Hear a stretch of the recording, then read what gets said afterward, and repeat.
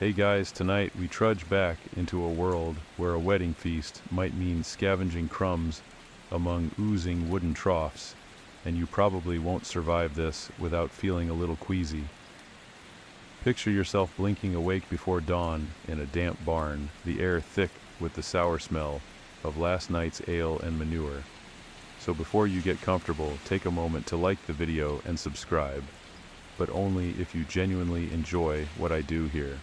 Drop your location and local time in the comments below so we can commiserate together.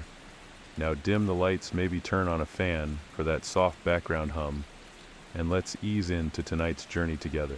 You trudge through the narrow aisle between stubborn hay bales and low-hanging rafters, every footstep squelching in the chill morning dew.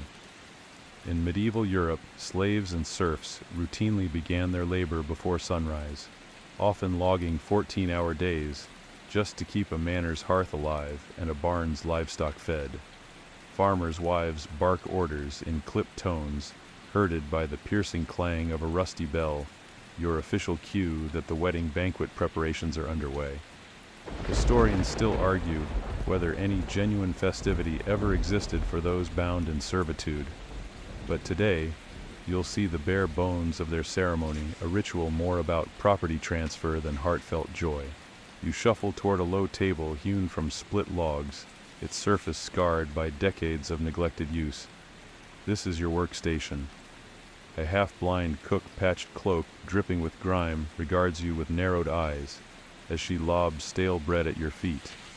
The loaves have sat next to the geese's shed all week, harboring crusty beetle shells and the odd maggot, quirky proof that in some villages, flies were considered seasoning rather than pests. You pinch your nose, recalling a local superstition that believed maggots could ward off curses if swallowed alive, though you're not eager to test that theory yourself. Creaking doors lead you into the adjacent courtyard, where two hulking oxen grunt in their yokes. You help steady a battered iron cauldron as a farmhand dumps in yesterday's cold porridge oats, soaked long beyond freshness now, a gray soup flecked with dirt and stray straw. One mainstream historical fact: large communal cauldrons like this were common in 12th century rural kitchens, often the only cookware available for dozens of people. You stir with a splintered wooden ladle that squeaks protest against the cauldron's rim, each stroke releasing a faint metallic squeal.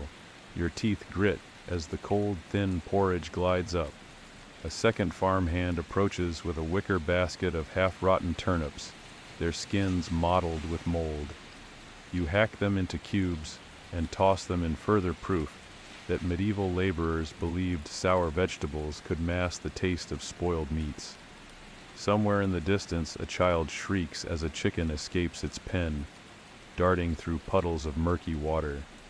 You leap aside cloth boots, squelching, and nearly lose your balance. Historians still argue whether slaves ever had any choice over participating in wedding rituals, but right now your only choice is to ladle more gruel into chipped wooden bowls. By the time the sun peeks over the ridge, you've filled 20 or so bowls, each accompanied by a thimble-sized cup of sour ale.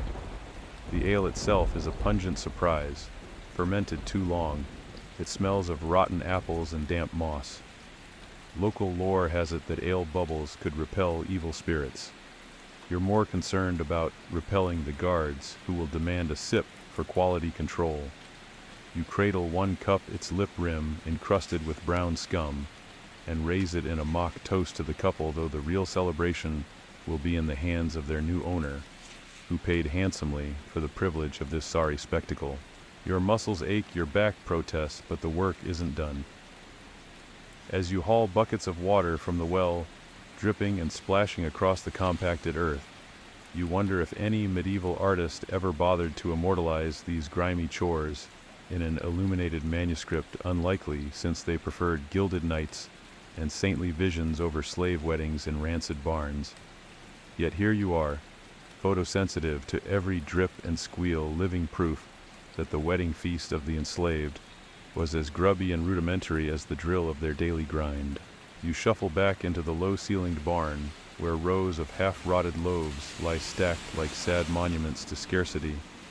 Remember that chipped wooden bowl and squeaking ladle from before. Now imagine that bowl filled with bread so stale, it could double as medieval building material, and you're supposed to break it apart with your bare hands. In the 14th century, peasants commonly subsisted on black bread, made from rye and barley, which was so dense and coarse that nobles joked it could be used as doorstop modern-day home decor, if you will. You reach for a loaf crusted in gray-green mold, feeling the surface give way under your fingertips with a muffled squelch. That color isn't some artisanal patina. It's the unmistakable bloom of penicillium fungus, an accidental experiment in the world's earliest antibiotic, though you're not carrying any scientific ambitions, only the faint hope that a mouthful won't trigger an allergic reaction. Historians still argue whether medieval peasants knew about penicillin's properties, or simply avoided moldy bread out of superstition. Someone once claimed that tossing mold into stew would scare off kitchen spirits, but you're too hungry to play Ghostbusters. As you tear at the loaf, you notice tiny black specks, hopping away grain weevils performing their final twitchy dance. It's a quirky tidbit that in some villages, people considered weevils a sign of a bountiful harvest. The more bugs, the better the crop. You aren't convinced that insects should be part of a celebratory meal, but you bite down anyway, bracing for the crackle of exoskeleton fragments between your teeth. It's like munching on carnival candy minus the sugar plus the existential dread. Next, you ladle porridge from the communal cauldron oats and whatever bits of grain remained after a season's worth of rodents and storage neglect. The texture is somewhere between wallpaper paste and melted Play-Doh, with globs of unidentifiable husk hitchhiking in every mouthful. A mainstream historical fact porridge served as a staple across Europe from the Middle Ages through the early modern era, often eaten for breakfast, lunch, and dinner if you were unlucky. In your case, it's the only option, so you slurp like there's no tomorrow, though you suspect there might be given how slowly time passes when you chew. You pause for a breath, wiping porridge drips from your chin, and acknowledge the bizarre tradition of communal drinking horns, sometimes carved from ox horn and used to gulp gruel or mead. Legend has it that sharing a horn bound two people in a blood oath, but here it just guarantees that everyone gets the same level of contamination. You take a gulpy swig and cough as sour bits of grain backfire into your nasal cavity. It's a bond you won't soon forget. Every now and then, a strand of straw from the loft above drifts down, landing in your bowl, with a delicate tap before curling into your porridge like an uninvited garnish. You mentally file that under ASMR moments you didn't ask for. In between chewing, you crack a joke about writing a Yelp review for this feast. 1 star would not recommend, unless you're a pest control enthusiast. There's a tired giggle from the farmhand nearby, who's too busy scraping beetle carcasses off the next batch of bread to share more banter. The air smells of damp grain and animal sweat, a combo that your modern sensibilities would label as biological warfare. Yet in this world, these odors signify prosperity. If your bread has weevils and your porridge reeks, you're at least eating something.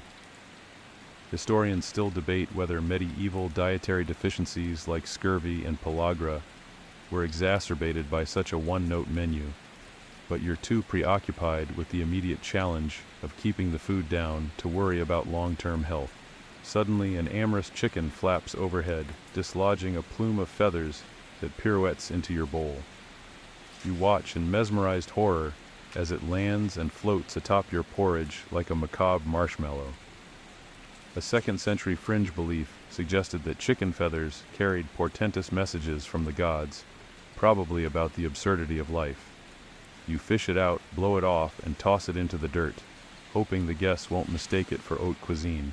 In the background, a haggard minstrel strums a lute so out of tune, it sounds like a cat being serenaded by a squeaky wheel. You roll your eyes, nothing says wedding celebration like subpar entertainment, in the key of misery. You whisper to yourself, I'd rather listen to the squeak of that ladle, and immediately regret it when the sound echoes off the walls, reminding you of every creak and drip in the barn. As you finish the last spoonful of your grainy tombstone of a meal, You wipe your mouth on the sleeve of your tunic, conveniently ignoring the fact that your sleeve has never seen soap.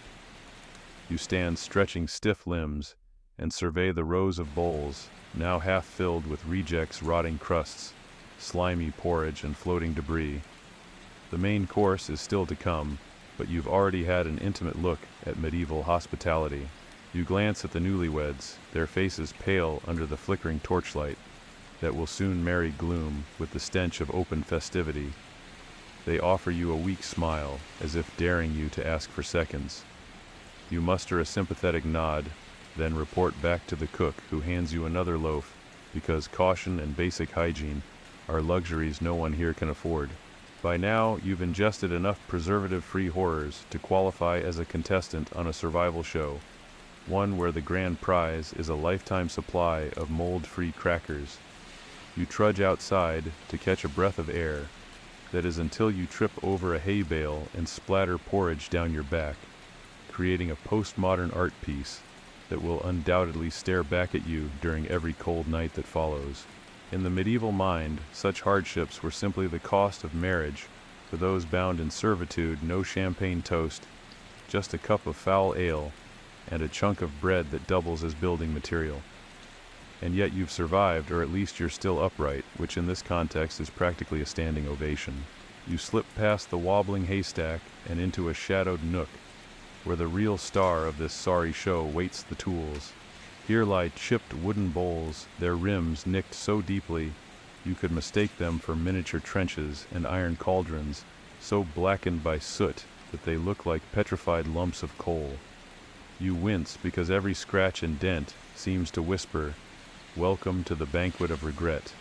It's hard to believe these relics haven't been retired, or at least ceremonially burned, yet here they are, the unsung heroes of medieval misery.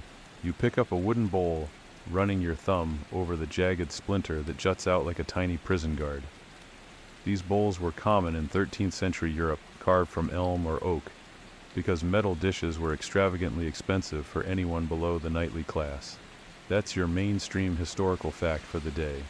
You marvel at the rustic craftsmanship, wondering how many fingers have bled into this same grain, yet whisper a joke that you'd pay handsomely for a modern Teflon upgrade. The bowl creaks, complaining about its workload. You swear you hear it kvetch like an elderly neighbor. This is ASMR you absolutely didn't ask for. Next, you approach the cauldron, its surface pitted and corroded. Black droplets of hardened grease cling to its belly like stubborn barnacles. You prod it with a splintered spoon, another wooden wonder that squeaks so loudly it could rival a door hinge. Only 3 centuries later would someone invent a hinged door that might squeak more melodically. You stir the empty interior, sending a cascade of gray ash, spiraling out, dusting your jacket like a half-hearted snowfall. Historians still argue whether medieval cooks ever bothered with proper scouring techniques, or simply let the grime accumulate as a form of seasoning. Some say that leaving a thin layer of burned-on food created a non-stick surface quirky fringe theory, but you're skeptical. You tap the cauldron's rim and it thunks with the hollow resonances of a funeral drum.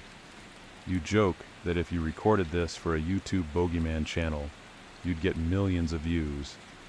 There's a hollow silence that follows, broken only by the distant clank of a pitchfork and the occasional plop of something unknown dropping from the loft above.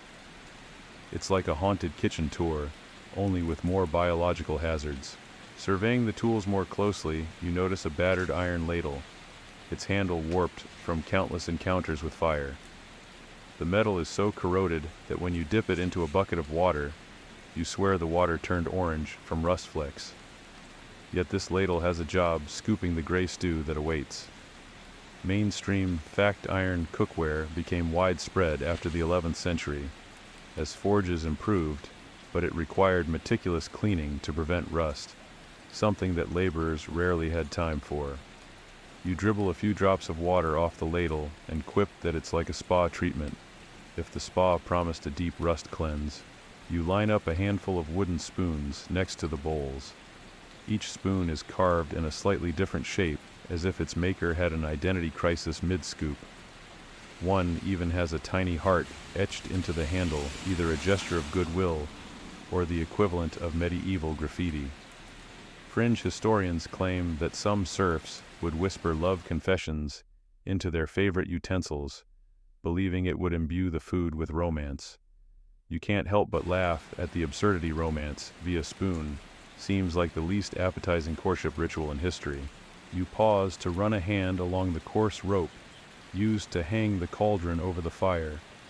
It's charred in places and frayed in others, strands of hemp poking your palm like miniature needles.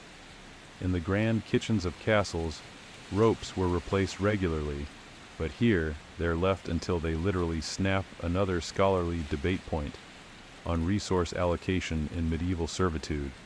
You flex your fingers, wincing at the abrasion, and muse that rope therapy might be the next TikTok trend, if only it didn't hurt so much. Casting your gaze upward, you spy a row of clay jugs resting on a ledge, their surfaces mottled with mineral deposits. These were likely used to hold water for stew or to dilute the foul ale. Clay vessels were cheaper than glass and didn't shatter as easily, yet they're glazed with a mix of salts and oxides that sometimes leached lead into the contents, a quirky tidbit straight out of a foodie horror story. You imagine texting a medieval influencer, "PSA, your sour ale may be spiked with lead. You're welcome." Now you gather the tools for the final inspection. You heft a chipped wooden plate, its surface gouged by years of metal knives sliding across it. The plate groans under the weight of your anticipation. You cast a glance at your own plate armor. Oh wait, you're not wearing any. Instead, you're in a threadbare tunic that would challenge even Instagram's filters to make flattering. You quip to yourself, at least my Instagram story won't have to worry about which social media filter makes me look less medieval slave. You wipe a bead of sweat from your brow, though the breeze from that ceiling crack in the rafters feels like a passing whisper of relief. Then you notice the wooden trough used for mixing, a gaping trough carved from a single oak trunk, its interior darkened to near black by centuries of dregs. A mainstream historical fact, large mixing troughs were essential for preparing gruel and were often reused for days, so the residue built up. You peer inside, expecting to find the remnants of last week's barley mash, or possibly last year's unclaimed harvest. You drop a spoon into the trough. It clinks against hardened globs, sounding like distant tomb raiders uncovering ancient relics. You lean closer, inhaling a scent that could best be described as fermented sadness. A stray mouse skull sits at the edge, a silent testament to the local predators doing their own quality control. Fringe lore suggests that some cooks believe that mouse bones added calcium to the porridge, but you decide that's one enrichment you'd skip. You wipe imaginary sweat, then joke that calcium deficiency never tasted so depressing. The flickering torchlight casts dancing shadows on the walls, making every utensil look like a sinister silhouette. You tighten your grip on the ladle and imagine the utensil revival reality show, America's Got Rust. You whisper, "Next contestant, please. Present your most corroded cookware for the judges." The silence that follows is so dense you wonder if you've awakened the barn's resident spirits, or just the snores of an exhausted guard on the far side. Finally, you round up the ensemble bowls, spoons, ladles, jugs, and the grand cauldron. You line them up like a ragtag band of underpaid extras waiting for their cue. The farmhand shoves a tray of unidentified scraps toward you, bits of rubbery offal maybe. You steady the tools, ready to deliver the feast onto them. You feel oddly proud you've rehabilitated tools that modern kitchens would retire faster than disposable razors. You stand back, surveying the grim tableau. The chipped bowls glint in torchlight, the spoons leach shadows, and the cauldron looms like a brooding beast. You quip softly, "Ladies and gentlemen, your living room cookware therapy session is now over." You breathe deep tasting dust and metal and realize that this is the closest you'll ever get to a spa day in the Middle Ages. As you tuck the final spoon into the belt at your side, you marvel at how these simple tools, pitted and scarred, have witnessed countless gruel stews, and yes, the occasional wedding feast. You steal a glance at the newlyweds who watch with hollow eyes as you prepare to serve. In a world where every dish tells a story of toil, these utensils are the unsung chroniclers of hardship, etched with history, flawed by necessity, and capable of delivering a meal that might just make modern-day food critics weep. You step away, carrying the tools toward the trough of gray stew, your arm aching from the weight of rust-laden iron. You suppress one last joke about starting a cookware Kickstarter for authentic medieval cleaning kits. Even as you brace yourself for the next wave of grime, you realize surviving this feast means embracing the tools, as they are flawed, filthy, and undeniably medieval. You edge toward a rickety wooden barrel propped on two stones, its cracked staves oozing dark liquid that glistens like old motor oil in the torchlight. You wrap your fingers around a chipped ceramic mug, remembering that crocodile dung sunscreen you tried last summer. It was less abrasive. This foul brew awaits your courage, and you know one gulp will test every notion you hold about medieval hygiene and your own gag reflex. You raise the mug and inhale deeply, a pungent bouquet of fermented apples, sweaty socks, and damp hay assaults your nostrils. Sour ale was the daily drink for common folk. Water was too risky, teeming with microbes you'd rather not imagine.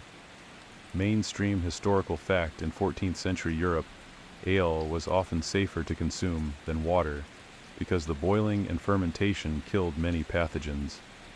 You quirk a smile, at least medieval epidemics spared no one, but here you feel uniquely vulnerable. You tip the mug and take a tentative sip. The liquid is thick, almost viscous, clinging to your tongue like a wet rag. You gag as the bitterness floods your senses, conjuring images of stout cleaning a rusty chain. Quirky tidbit: some brewers added crushed heather flowers to mask rancidity, believing the blossoms brought good luck, fragrant, if you can call it that. Historians still debate whether peasants actually preferred these herbal ales or simply endured them out of necessity. Beside the barrel sits a dusty flagon of wine, its label long since smeared away. You lift it, feeling the weight of spoiled grape. Leftovers wine was a luxury reserved for nobility, so this slop is the dregs of dregs. A swirl reveals sediment thicker than chalk dust. You pour a small amount into your mug, mixing it with ale for flavor variety, and immediately regret the decision. Modern palate aside, this blend tastes like foot wash mixed with vinegar. You force down a second gulp, trying to focus on the smooth velvet of the ceramic against your lips, but the taste drowns any comfort. You crack a joke. If I wanted this experience, I'd subscribe to the Medieval Brew of the Month Club. A tired laugh from a nearby assistant brings a momentary camaraderie. Misery loves company, after all. The barrel's bung creaks ominously as you replace the mug. You glance at the courtyard, where guests clutch their own mugs, nodding politely despite the grimace on every face. In some regions, slaves rumored to drop bits of stale bread into the barrel to condition the ale, believing it would tenderize their teeth for harder tasks. Quirky fringe theory or grim reality, you decide you'll pass. Historians still argue whether these practices were deliberate or simply the byproduct of extreme thrift. You set your mug on a rough-hewn bench and stretch aching arms, the grainy fabric of your tunic rubbing raw skin. Nearby, a row of clay jugs offers fresh water to dilute the stench, another supposed safeguard. You unscrew a stopper and sniff the musty odor could peel wallpaper. You crack. At least my modern basement sump pump smells sweeter, and immediately wonder if that's an overshare. With a final deep breath, you lift the mug for one last sip, steeling yourself against the aftertaste that lingers like a bad movie marathon in your mouth. You pause, feeling the ale's warmth spread through your chest, a fleeting comfort amid the chaos. You realize that surviving this brew is as much a feat as marching across the moors in January. As you set the mug down, the courtyard falls into a hushed murmur. The newlyweds are expected to toast soon, and all eyes will be on their mugs. You steal one last glance at your own cup, battered and stained, and nod in solemn solidarity. You step out from the dim barn into the open-air courtyard, where the ground is a quagmire of mud straw and animal droppings, an unwelcome welcome mat for any would-be guest. Every footstep squishes in the ooze, sending ripples through puddles tinted brown and green. In medieval manor life, it was common for weddings of the unfree to be held in the very same yard, where livestock slurped their breakfast, because dedicated halls and chapels were reserved for nobility. Mainstream historical fact. You feel a cold spatter on your ankle and glance down to see a clump of goose droppings plopped onto your boot like an unsolicited party favor. Above you, tattered lengths of burlap hang between rough-hewn posts, attempting to ward off birds, though these patchwork banners look more like medieval scarecrow rejects. That straw overhead is the leftover bedding from last night's livestock. It won't keep you dry if it rains, but local lore once claimed it could ward off witches if scattered underfoot, a quirky tidbit that did little to protect your souls from the cloying muck. You navigate around a trough where pigs nudged one another for a taste of slop, grunting in your general direction, as if to say nice boots. Oink. A few ragged benches flank the muddy aisle, fashioned from rough-sawn planks balanced on casks. You catch a whiff of fermented hay, and wonder if hay fever had a medieval equivalent. Historians still argue whether medieval allergy sufferers knew to avoid dusty straw, or simply endured it as part of divine punishment. You settle onto a bench, wincing as straw pricks your backside like 1,000 tiny needles. You crack a joke. If I wanted acupuncture, I'd have stayed in the barn, provoking a tired chuckle from the nearby farmhand who's trying not to slip face first into the muck. Guests shuffle in wearing threadbare tunics and patched cloaks that did little against the elements or the invisible grime. Children dart between adults, squealing as their flip-flops suction to the mud, then pop off with a loud plink when they lift their foot, an unintentional ASMR moment. You definitely didn't need at 2 a.m. You observe a pair of guards stomping through the mess, their boots caked so deeply that they look like walking brown towers. One guard pauses to pat down his helmet, dislodging a clump of straw that floats down onto a guest's cloak, a silent snowfall of humiliation. You crane your neck toward the manor's stone wall, where a single torch flickers against the gray dusk. The light casts grotesque shadows on the courtyard, turning every straw stalk into a spindly silhouette. A stray goat bleats from the corner as if mocking your discomfort, and a stray cat darts by, skirting around a fresh pile of manure to avoid becoming part of the buffet. You whisper, "At least they're the only paying guests with any class," and wince at your own pun. Lining the perimeter are wooden trestles draped with coarse wool blankets meant to serve as makeshift seating for the oldest serfs. You recall that wool was the most affordable textile for commoners, but when damp it turns into an itchy, weighty shroud fringe. Belief held that freshly sheared wool could bring fertility, but it does little to cushion your sore muscles. You flop face first onto a blanket, exhaling a haze of breath that mingles with the stench of wet straw and rotting feed. A cold gust of wind whips through, carrying the scent of stagnant puddles and spilled ale. You glance around and notice a cluster of clay lanterns, their crudely made stands sinking into the mud. They flicker sporadically, causing a disorienting strobe effect that makes you think you've accidentally wandered onto some medieval rave, complete with the wrong dress code and questionable lighting. You stifle a laugh. Who needs LED party lights when you've got biohazard floor effects? Nearby, an aging minstrel plunks on a cracked fiddle, producing a squeaky lament that competes with the goats and geese.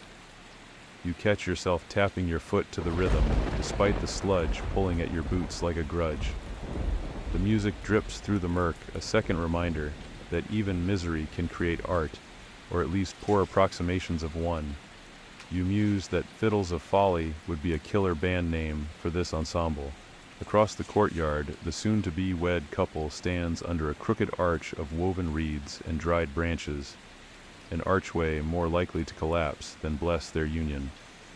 You edge closer, noticing flecks of dung caught in the bark, as if nature itself objected. The bride's gown is nothing more than a once white shift, now brittle and gray around the hem. The groom's tunic is patched with mismatched fabrics, each patch telling a story of worn-out lives and borrowed garments. You offer them a sympathetic nod, then quickly retract it when you realize you've smeared mud on your hand. You shift on the bench again, bone-tired and wary of the next announcement, the official start of the wedding vows. The courtyard suddenly goes quiet, the fiddler's string muted as everyone braces for the master's arrival. You peer through the soggy straw overhead. As a procession emerges from the manor doorway, 2 guards flanking a robed official bearing a tarnished chalice. A hush falls that's heavier than the mud beneath your feet. You lean over to whisper to the farmhand beside you. Brace yourself. This is where it really gets medieval, and he rolls his eyes so hard they almost dislodge from their sockets. You watch as the master steps forward, his polished boots defying the muck, a stark contrast to the masses around him. He raises a hand, and a hush deepens, interrupted only by distant bleats and the soft drip of water from the barn eaves. It's the calm before the storm of vows, where every word will be a reminder that this marriage is a transaction, not a celebration. As the official begins to speak, you dig your heels into the mud to steady yourself, but they only sink deeper, an unwelcome invitation to stay grounded.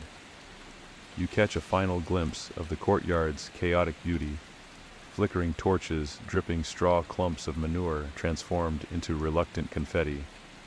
You suck in a breath, feeling each inhale pull in dust-dung particles and the unmistakable aroma of subjugation. Yet despite the squalor, there's something oddly compelling about this setting. It is the stage upon which human lives, however oppressed, intersect, cling, and sometimes even hope. You brace for the vows, for the ritual that will seal 2 lives together in the worst possible venue. And you realize that in this muddy courtyard, every stain carries a story, one you're about to witness in full. You pick your way through the maze of muddy benches toward the cluster of guests, a motley assembly handpicked by the master himself. There's no tattered aunt with rheumy eyes or beaming cousin clutching a homemade gift. Instead, you see rows of burly overseers in leather jerkins sweating through layers of wool, and a handful of traveling traders who stumbled in off the road for free ale. It's a grim gallery of authority figures, each stationed like museum exhibits to witness the transfer of human property. As you slip into an empty spot on the edge, you catch the pungent aroma of oiled leather mingling with sour ale breath. One guard flexes his gauntleted fist, accidentally squeezing a ring of cold iron so hard that it leaves an imprint on his palm. Medieval armor wasn't exactly ergonomically designed, mainstream historical fact, but for these overseers, every dent and scratch was a badge of dominion rather than discomfort. You suppress a shiver, recalling the squeaking ladle and splintered bowl from earlier tools of sustenance. These men wield tools of oppression. A drunken trader nearby claps you on the shoulder, nearly toppling you into the muck. He offers a leering grin, amber teeth stained from months of cheap wine. First time at a slave wedding, he slurs voice thick as porridge. You nod, wondering if he expects an enthusiastic eye or a choking apology. Fringe rumor has it that some masters invited traveling executioners to these events for sport wagering on how quickly a runaway slave might be recaptured, an unthinkable atrocity you'd sooner reject than swallow. Yet you tuck the thought away like a nasty breadcrumb under your tongue. Across from you, the slaves-to-be stand stiffly under the crooked arch. The groom's hands tremble, dusting off his threadbare sleeves. The bride's eyes dart between the master and the watching throng, searching for a flicker of mercy in their hard gazes. Historians still argue whether any genuine consent ever existed in these ceremonies, or if it was merely a staged charade to placate the overseer's sense of ritual. You swallow, feeling that same lump in your throat you get when you stir the gray stew and find a stray feather from earlier. You straighten as a pair of stern-faced sergeants lurch forward, their boots squelching in the mud. One carries a crudely carved wooden scroll tube, its parchment inside, probably listing the merchant fines paid to the local lord mainstream. Fact, merchant was a fee paid by serfs for permission to marry, often seized by the overlord, rather than spent on the couple. You imagine that parchment stained with ink, then ale, then more mud, an administrative afterthought in a ceremony devoid of affection. Next to you, a gaunt overseer cracks a knuckle, eyeing the bride's braided hair as though it's a trophy. You shift uncomfortably the bench beneath you, yawning under your weight, springs of rough wood digging into your thighs. You joke quietly under your breath. At least the benches aren't coated in rancid stew, and the farmhand from Section 2 snorts in agreement, one of your few moments of camaraderie in this grim tableau. A trader in a threadbare doublet raises his mug in a half-hearted salute. You notice the mug's rim chipped in 3 places, reminiscent of the bowls you cleaned in Section 3. You lean over and whisper, "Fancy drinking from that after you've seen what it's been through," and he snorts, "It's vintage." The absurdity of vintage medieval crockery loops around your brain like a broken lullaby. The official in the tattered robe takes his place on a makeshift platform of stacked crates. He clears his throat, the creak echoing under the burlap canopy. You hear pens scratch on parchment as the Merchet ledger is updated in real time, an odd synchrony of ceremony and bureaucracy. You recall the clay jugs from Section 3, once used for water, now repurposed as dusty lecterns for tax records. Everything here has multiple lives, none of them pleasant. A hush falls as the official raises a hand, and you sense the courtyard, holding its breath. The overseers lean in, mugs clutched, while the traders smirk, betting quietly on the duration of the vows. A fringe belief suggested that the length of wedding vows could predict the fertility of the couple. Perhaps the shorter the vows, the fewer children they'd bear under servitude. You wonder if anyone has ever conducted a census on that. Then shake your head. There are worse things to tally than living statistics. You glance around at the seated crowd, hardened faces lit by torchlight shadows, dancing like specters on their gaunt features. The stink of sweat mixes with the muddy courtyard odor, creating a sensory cocktail that makes you want to gag, but you stand firm, determined to witness this grim rite. Historians still debate whether these gatherings served any communal bonding purpose, or were purely displays of power. You suspect the latter. Suddenly, the official begins the ceremony, reciting words in a flat, monotonous chant. You strain to catch the syllables, but the hubbub of boots, the slap of mud, and the distant caw of ravens conspire to drown him out. A guard clears his throat loudly, an involuntary reminder that authority here is both spoken and physical. You swallow, feeling the dry lump of ale residue in your mouth, and lean forward, craving any sign of mercy. A stray torch guttering nearby sends a flicker of light across the bride's face, highlighting tears on her dirt-smudged cheeks. Your heart tightens and you grip the edge of your seat, roped in by the raw humanity of this moment. You crack a half-hearted joke to steady your nerves. Well, if tears were currency, she'd be rich by now. And the trader next to you snickers, though you can't tell if it's at your humor or the sentiment. As the vows conclude, a guard steps forward and thuds a heavy iron ring onto a plank between the couple's joined hands, a makeshift symbol of unity. You grit your teeth. The metal is cold enough to burn a cruel contrast to the concept of warmth in marriage. Historians still argue whether any symbolic meaning was ever intended in these tokens, or if they were simply confiscated bits of leftover gear. Your own mug rattles against the bench as you shift, sending a small cascade of ale droplets into the muck. You lean in, whispering to the farmhand, "At least my Instagram followers don't have to see this," and he chuckles softly, an unexpected spark of levity amid the gloom. You rise as the ceremony ends, pulling mud from your boots, and offering an awkward bow to the new married pair, bound not by love but by transaction. The overseers clap once, a staccato thunder that reverberates off stone walls, and the traders raise their mugs in a half-hearted toast. You lift your own cup, its surface stained and crazed, and sip the last dregs, feeling the sour reminder of everything you've witnessed. As you step away from the platform, the official snatches up his scroll tube and retreats, leaving the courtyard to its gritty aftermath. You glance back at the seated guests already chatting about the next spectacle, perhaps a trial or auction. and realize that for them this was entertainment.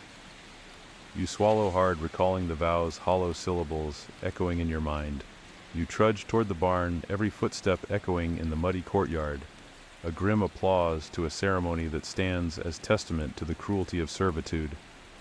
And as you pass the benches lined with detritus, you can't help but think, in this world, marriage is merely another chain forged from iron rings and overseer's decree. You crane your neck as the master's stern voice ripples through the courtyard, calling forth the consent ritual that will seal this so-called union. You shuffle forward each step, a reminder of the splintered benches and pooled mud you've maneuvered through. Here comes the moment when the bride and groom must declare their willingness, or at least say the words scripted by someone else. Historians still argue whether any true consent existed under the master's watchful glare. But tonight you'll see it for yourself. The groom steps up on a damp plank of wood that creaks ominously, echoing the squeaking ladle from Section 3. He clears his throat, his voice as ragged as the borrowed tunic on his back. "I will'em take." He starts pausing to swallow what's probably last night's sour ale residue. You wince sympathetically, recalling the viscous gulp of that mug in Section 4. Even in modern times, having a dry mouth before big vows is normal today. It's downright torturous. The bride Eleanor stands opposite him, her knuckles whitened as they grip a thin strip of linen, her only token of a wedding band. You notice the linen strip is the same cloth used to strain gruel in Section 2, an ironic callback to their daily grind. She opens her mouth, but the words stumble out in a soft, unsure whisper. You can almost hear the mortar cracking in the flagstones beneath your feet. The entire courtyard is holding together with the same fragile hope that her declaration will be genuine. Now comes the kicker. The master's representative clarifies in booming tones that any hesitation will be construed as insolence rather than reluctance. A mainstream historical fact, medieval serfs often had to pay fines or face corporal punishment for refusing marriage arrangements imposed by their lords. You catch yourself thinking this is less a wedding vow and more a threat disguised as ceremony. You lean over to the farmhand beside you and whisper, "It's like signing a contract where the fine print is written in barbed wire," and he offers a grim nod, recalling the rusty iron ring from Section 6. There's no librarian's copy here, just a threat that your silence is compulsory. Suddenly, a stray feather from the barn loft floats down, landing on Eleanor's shoulder. You recall the chicken plume in Section 2 that turned porridge into an unasked-for garnish.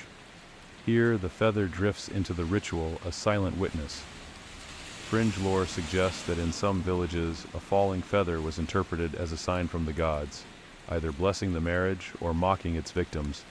Tonight you can't tell which. Eleanor swallows, eyes glistening, and finally utters, "I, Eleanor, take."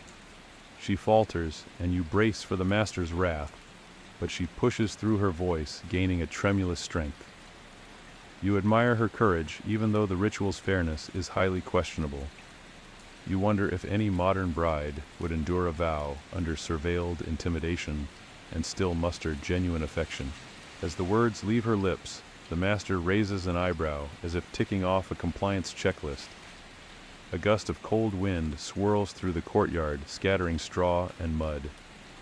You step back as though the breeze might carry away your own agency. You note the flickering torchlight reflecting off the master's polished boots, untouched by grime, a stark contrast to your mud-streaked leggings.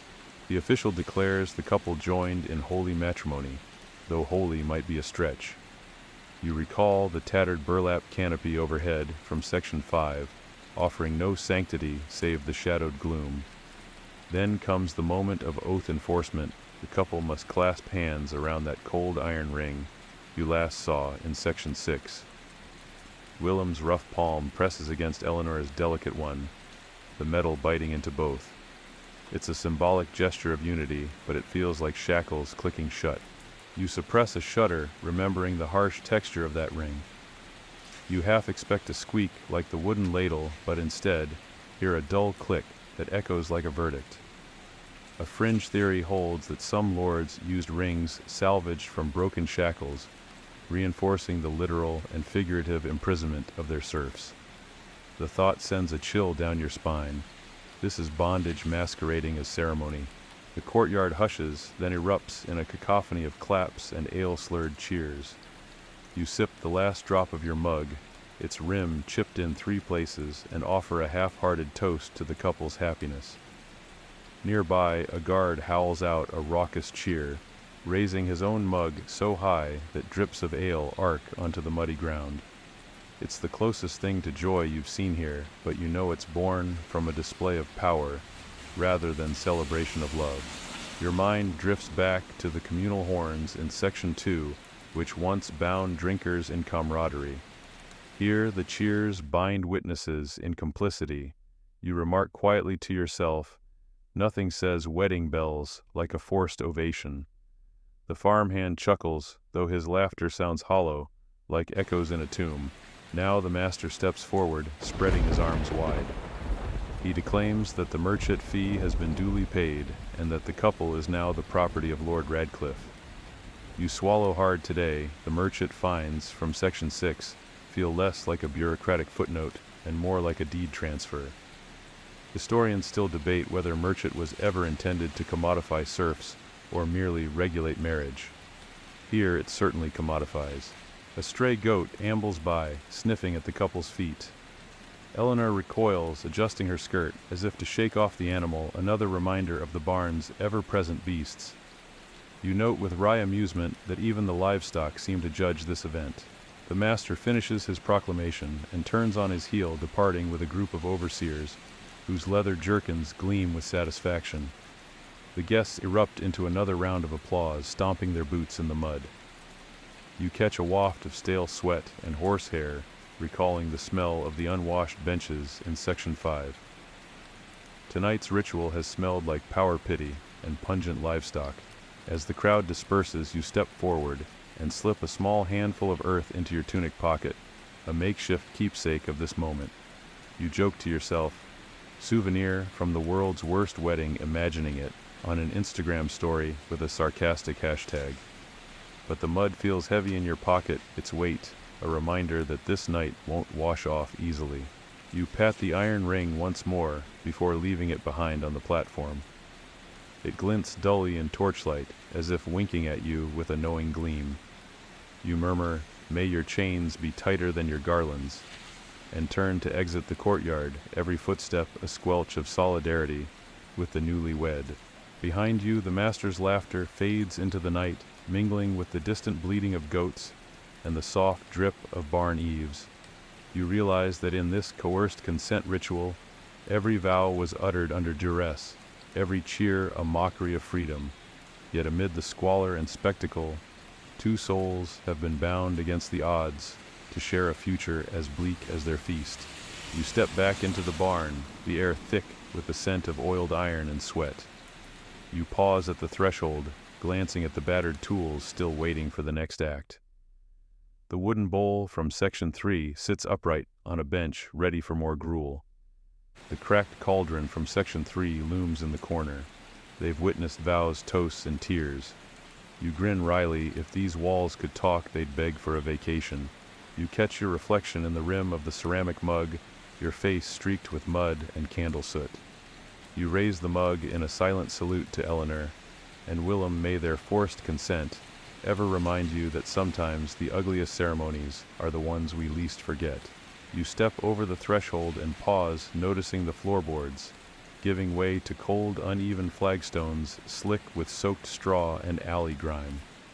This chilling surface is where you and the other attendees will be seated. No cushions, no prayer mats, nothing but the hard, damp stone pressing into your bones. In grand halls, guests might recline on benches or tapestries, but here, commoners sat on the bare floor as a reminder of their station mainstream historical fact. You shiver, recalling how your shoulders ached just from standing. You navigate to a spot between 2 stooped elders, whose patched cloaks smell of sour sweat. You crouch, folding your legs awkwardly as the stone bites into your calves. The cold seeps through your tunic, a silent invasion that pricks your skin. A stray drop of water from a leaky roof tiles plonks onto your shoulder, and you wonder if the barn above was ever meant to shield anyone, or if it was just a convenient cover for misery. Nearby, a child tugs at his mother's sleeve, eyes wide as he stares at the tools arrayed for the next course. He rubs his cold hands together until they're pink like sore potatoes, and you give him a sympathetic smile. In some villages, giving children cold stones to hold was thought to build character, a quirky fringe practice that likely gave them hypothermia. You reach over and slip a bit of straw into your sleeve for cushioning, a makeshift padding that's more comforting than the stiff flagstone. As more guests trickle in, you note that each person chooses a spot, carefully avoiding puddles and manure mounds with the precision of a minesweeper. You brace yourself, planting your elbows on your knees and interlacing your fingers to steady the shivers. Whispered murmurs float through the group, snippets of work talk, rumors of upcoming finds, and praise for the master's generosity in sparing no expense. You roll your eyes. By no expense, he meant he spared nothing but his dignity. You glance at the nearby rookery of rooks perched on the barn roof, their caws echoing like auctioneers hawking your fate. One bird drops a fragment of coal blue feather that flutters down to land in the seam of your boots. A fringe belief held that raven and rook feathers were messengers of doom, your personal omen for the evening. You brush it off, tucking it into your hair as both trophy and warning. The torchlight flickers across the uneven stones, casting long shadows that twist like snakes between the seated bodies.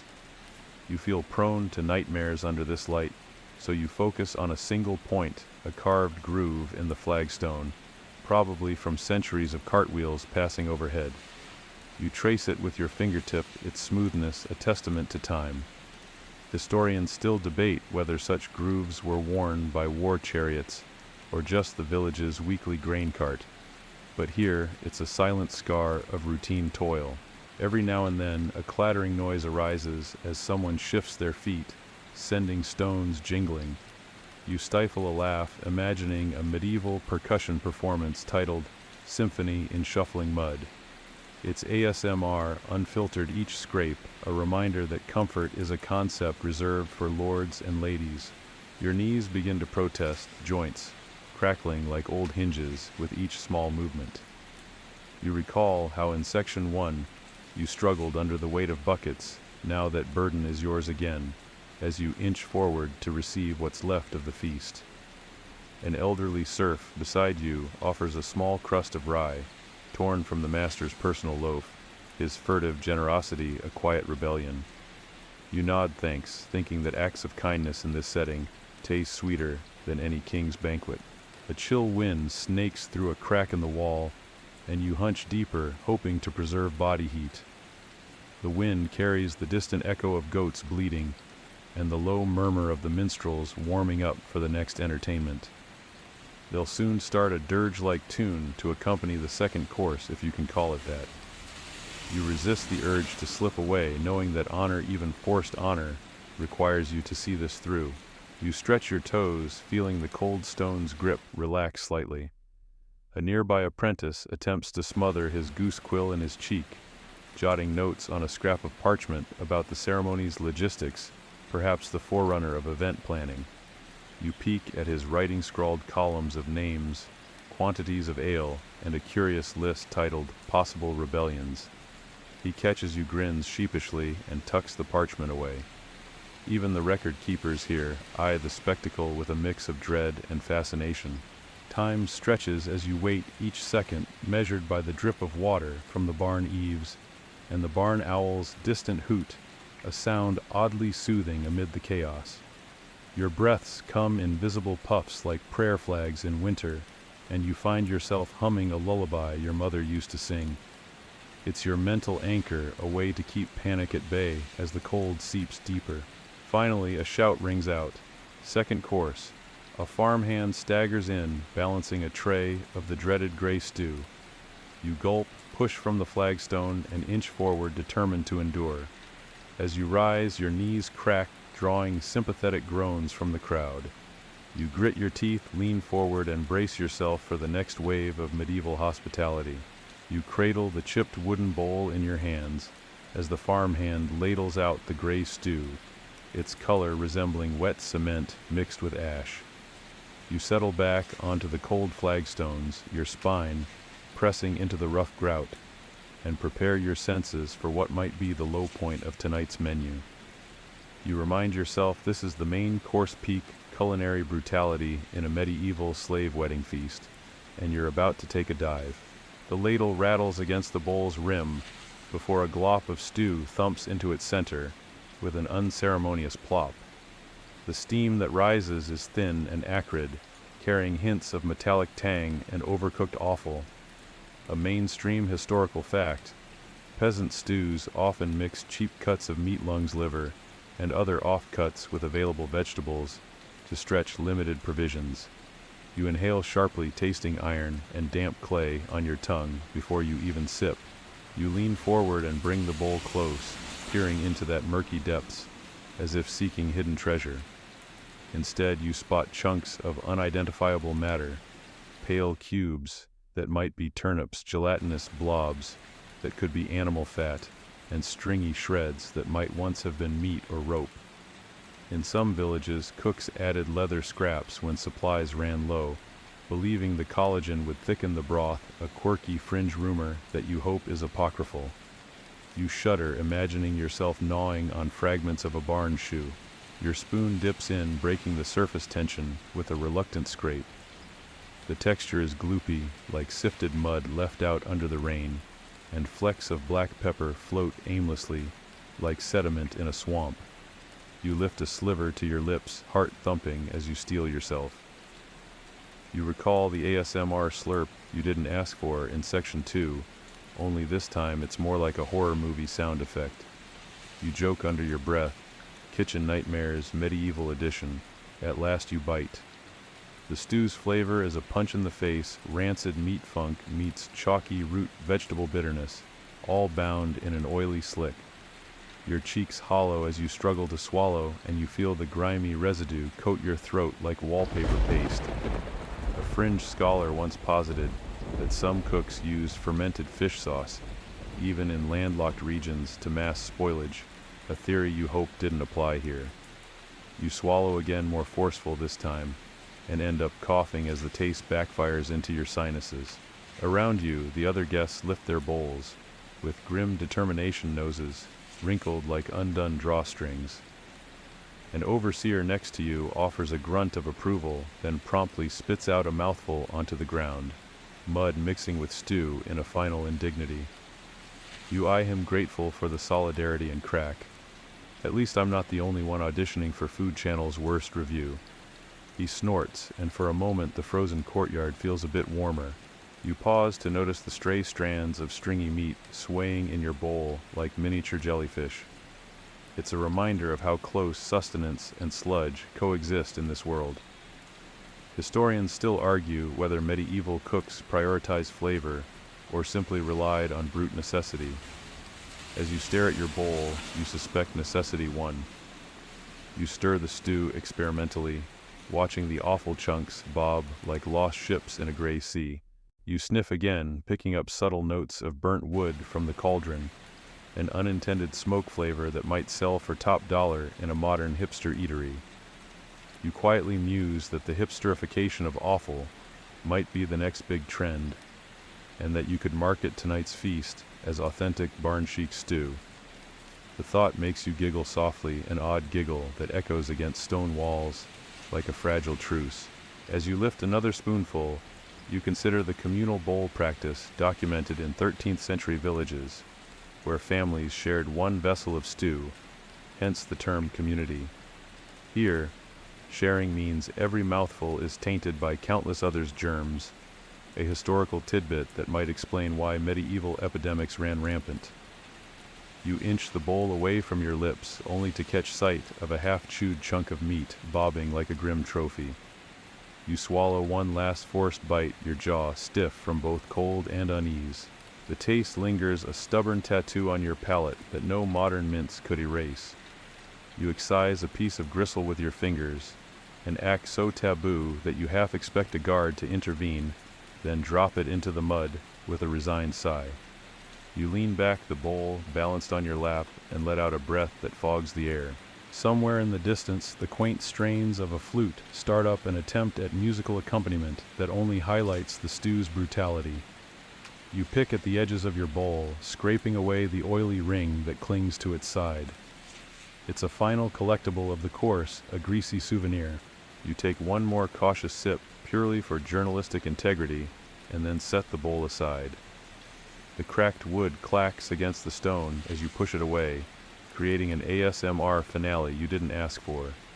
You whisper that was less bon appetit and more abandon all taste ye who enter. You rise, knees cracking, and head toward a trough of fresh water to rinse your hands. You splash cold water, the liquid turning mottled gray as it runs off, and catch sight of your reflection in the basin's metal rim, eyes wide, lips trembling. You can almost see the imprint of the stew still smeared across your cheeks. As you walk back to your flagstone seat, you marvel at the resilience it took to survive that gray slurry. You realize that in this grim feast, every scoop was a lesson in endurance, and every guest an unwitting participant in history's harshest culinary trial. You settle back onto the rough flagstones, wiping a smear of gray stew from your chin, and immediately a cloud of buzzing flies descends upon you, as though you're the main event in their own twisted circus. The drones form a living halo around your bowl, diving in for a sacrificial sip, before darting off to taunt anyone who dares to guard their portion. You pinch the bridge of your nose, recalling the stray plume that fell into your porridge in Section 2, only now its wings, instead of feathers, making uninvited cameos. A mainstream historical fact, medieval settlements, especially those with open drains and uncollected waste, were notorious for fly infestations, which helped spread diseases like typhoid and dysentery. You suppress a shudder. Tonight's feast already felt like a microbial thriller, and flick a fly from your chipped wooden bowl, the same one from Section 3, sending it splattering like a tiny, tragic water balloon. You half expect the farmhand beside you to cheer in solidarity, but he's too busy batting away a swarm at his own face. You raise your gaze to the mud-splattered courtyard floor, now crawling with bright green blowflies that glint like living sequins under torchlight. They land in clusters on benches on the mud, even on the fidgeting guards' leather jerkins, as if alphabetizing the guest list by excrement. You quip under your breath, who knew flies were the real VIPs of this party, prompting a stifled laugh from the trader across the aisle, whose mug now sports its own buzzing cylinder of insects. Between swats, you note a quirky tidbit. In some regions, peasants believe that capturing a feeding fly and allowing it to feast on their tongue would transfer the creature's immunity to harsh conditions, an early form of immunotherapy perhaps. You decide that's one experiment you're better off skipping. Your tongue is still recovering from the rancid stew's aftertaste in Section 9. You lean forward, spoon in hand, determined to scoop up more of that gray slurry. A fly lands on the soup's oily surface, bumps against your spoon, and waddles off as if to scout for fresh victims. You sigh and flick it into the mud, where it promptly vanishes among muck and manure, nature's final credit sequence. The splat echoes against stone walls, a grim punctuation mark to your meal. As you dine, you hear a chorus of swatting hands and muffled curses echoing through the courtyard. The official's tattered robe flaps in the breeze, stirring more insects into the torchlight. You glance up, seeing the arch of woven reeds from Section 5, now thick with black dots, like a decaying tapestry. It's a masterpiece of medieval neglect, one that pest control experts today would call an absolute biohazard. You joke I paid extra for the rustic setting, and a guard cracks a forlorn grin as though agreeing that everything old is rotten again. You spot a group of children nearby, fascinated by the spectacle, sneaking peeks at the feast, only to recoil when a fly lands on their eager fingers. One boy shrieks as he flings his hand skyward, sending a swirl of white goose feather from earlier dancing like confetti. It's an unintentional celebration of hygiene, or the lack thereof. Historians still argue whether medieval children learned to tolerate such swarms, or if they developed phobias that passed into folklore. You suspect nightmares of buzzing wings were common bedtime tales. Your mind drifts back to the flea-ridden blankets from Section 5, where wool turned from sleeping comfort to a scratchy torture device. Now flies compound the misery, landing on your damp tunic and seeking any exposed flesh. You scratch at an invisible bite, wondering if crab lice would be jealous of so many visitors.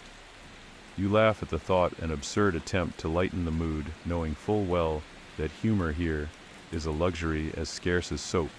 Nearby, a stooped elder lifts a wooden ladle from the trough and attempts to scoop the remnants of stew, only to have half the liquid slurp up the side of the ladle rather than the hollow. A gay swarm of flies descends on the exposed portion, and he gasps, flinging the ladle aside like a hot coal.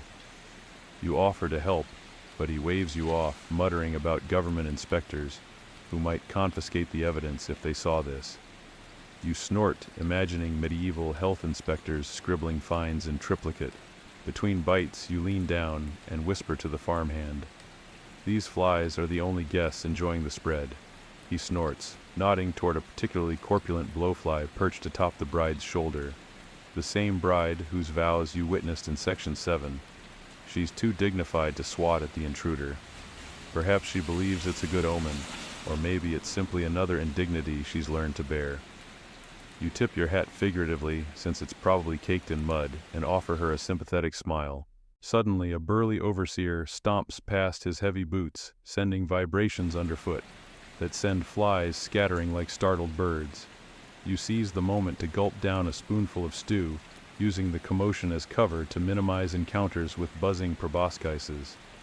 You almost choke when a piece of offal falls back into the bowl, with an added souvenir of a half-deflated fly carcass. You hack and lap ash from your cheek, cursing under your breath, "I specifically requested vegan options."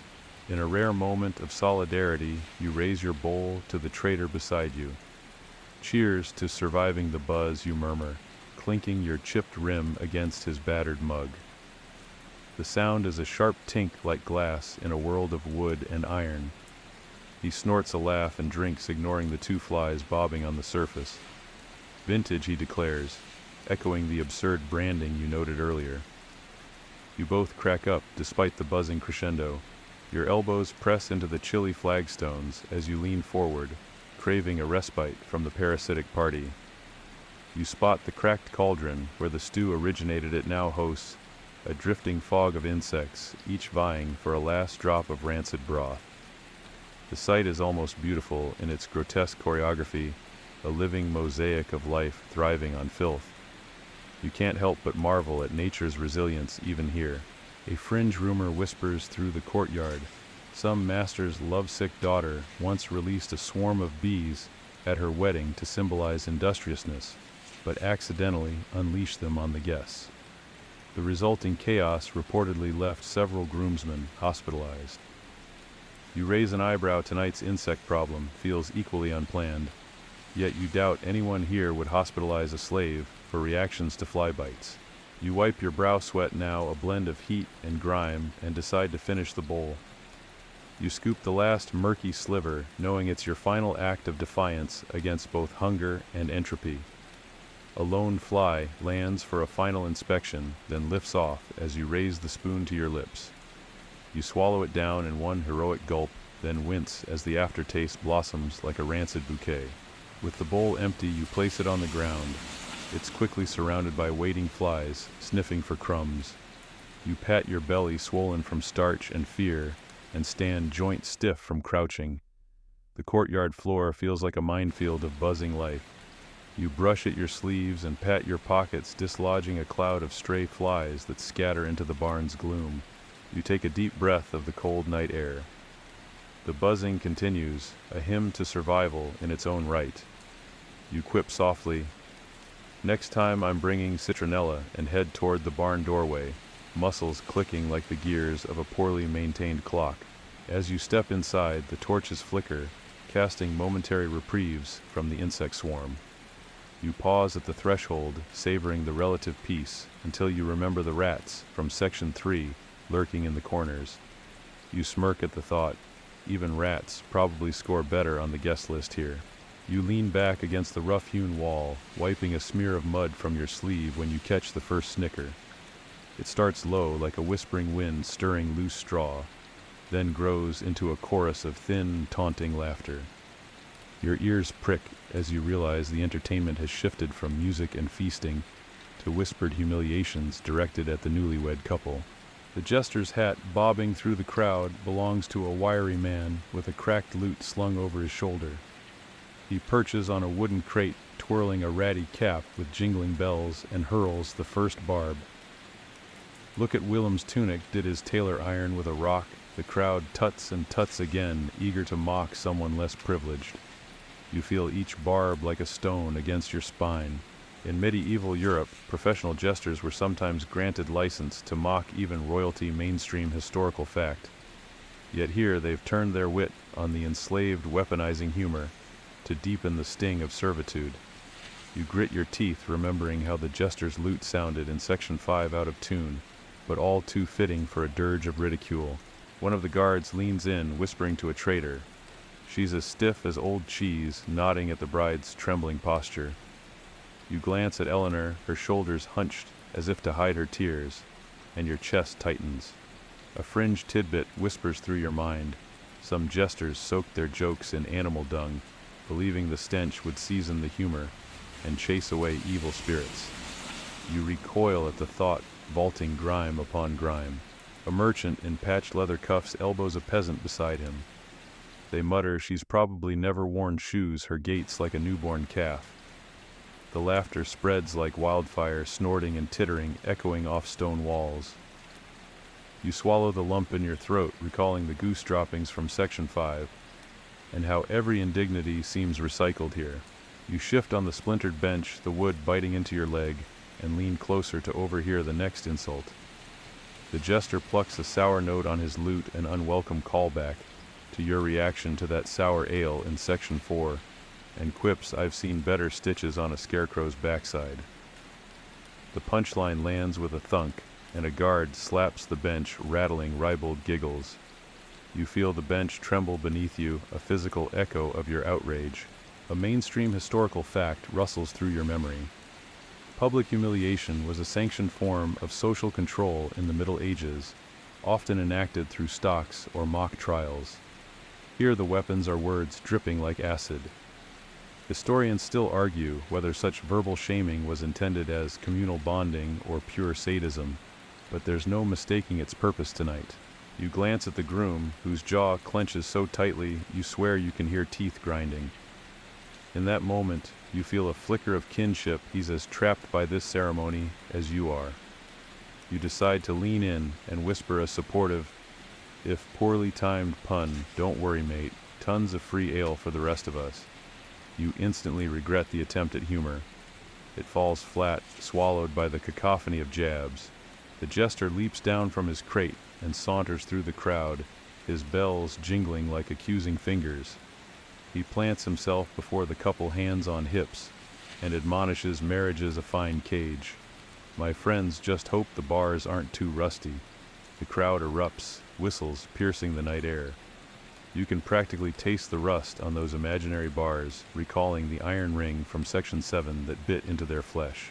A fringe superstition drifts past. Some villagers believed that insults thrown during a wedding would attach themselves to the marriage bond, binding the couple through shared shame. Whether that's true or not, you see Eleanor's clenched fists, one more testament to her resilience under mockery.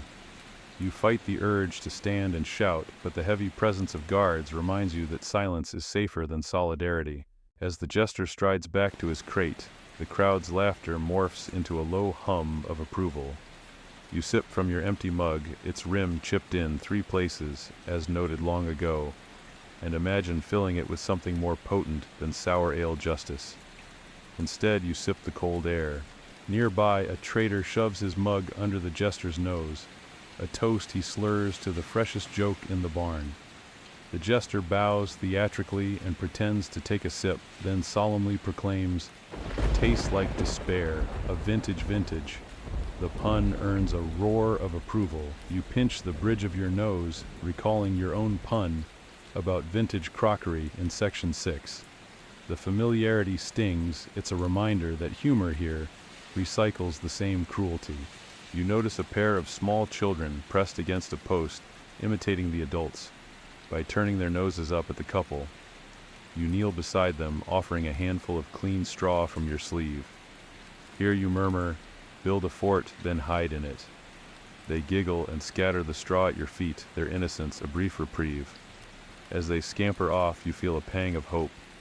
Maybe mockery isn't the only legacy passed down. A lone minstrel steps forward, offering a mournful ballad on his cracked fiddle, an odd tonal shift meant to balance the cruelty. He plays a slow, haunting tune that slides over the jeers like water over stone. It's the same minstrel you heard in Section 5, now aiming for sympathy rather than scorn.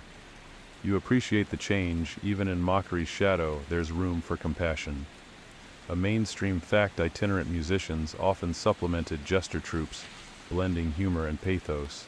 As the ballad unwinds, you lean forward, feeling the tufted straw beneath you, and the cold air biting your lungs. You catch sight of Eleanor, wiping her cheek on the linen strip that once strained porridge in Section 2. You marvel at her quiet dignity, how she withstands every insult, every mocking glance, and still stands.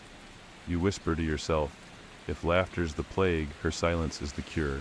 The jester returns hat in hand for a final insult. May your love be stronger than the stench of this feast. The statement hangs between ridicule and begrudging Ju-fu, leaving the crowd uncertain whether to laugh or ponder. They choose laughter. You feel the sound as a wave crashing against your ribs. A scholar's debate drifts through your mind. Historians still argue whether feasts like these subjugated slaves further or provided rare moments of communal identity. You decide it's both a paradox of pain and fleeting unity.